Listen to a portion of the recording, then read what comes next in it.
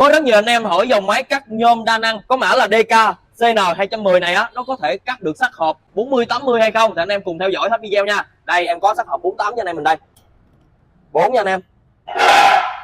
48 nha. Nguyên kiện con máy của chúng ta sẽ như thế này nha. Kẹp đầy đủ luôn. Rồi đó anh em nha. Sắt hộp 40-80 cắt cho anh em mình xem nha.